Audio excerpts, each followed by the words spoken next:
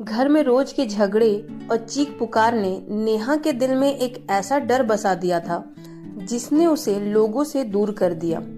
ये कहानी है एक ऐसी ही लड़की की जो बाहर से बिल्कुल शांत और संयमित दिखती थी, लेकिन अंदर एक तूफान चल रहा था।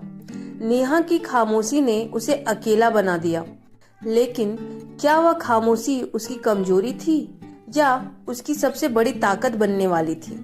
एक नई टीचर की सलाह ने नेहा की जिंदगी को बदल दिया और उसकी खामोशी एक ऐसी ताकत बनी जिसने उसे उसकी सच्ची पहचान दी। नेहा एक छोटे से गांव की रहने वाली लड़की थी। उसकी जिंदगी में एक अनकहा डर और खामोशी हमेशा बनी रहती थी।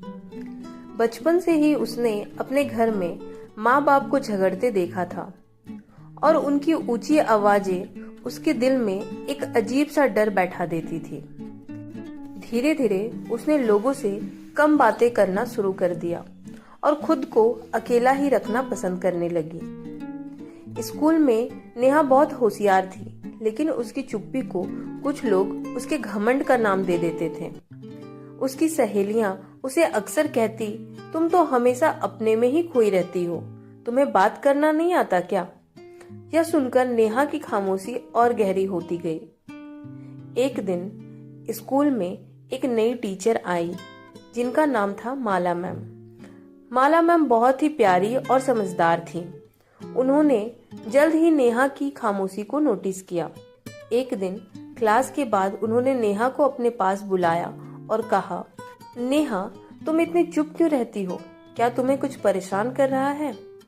पहले तो नेहा घबरा गई, लेकिन माला मैम के समझाने पर उसने अपने दिल की बात कह दी।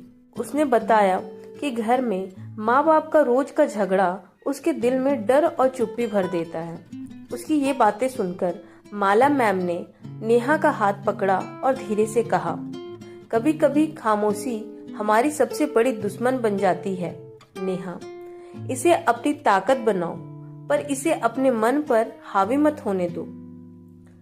माला मैम ने नेहा को किताबें पढ़ने और लिखने का सुझाव दिया ताकि वे अपने जज्बातों को शब्दों में बदल सके। धीरे धीरे नेहा ने लिखना शुरू किया और उसकी लेखनी में वो खामोशी झलकती जो उसके दिल में बरसों से थी।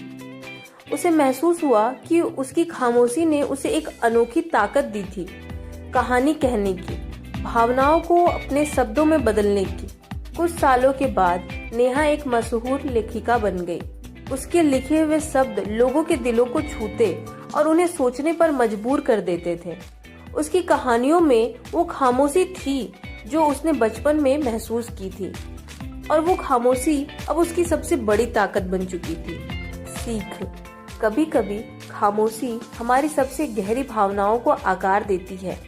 अगर हम सही तरीके से समझे तो यही खामोशी हमें अपनी असली पहचान और ताकत दे सकती है। अगर आपको मेरी कहानियाँ पसंद आती है तो चैनल को सब्सक्राइब करें और कहानी पसंद आए तो वीडियो को लाइक करें। धन्यवाद।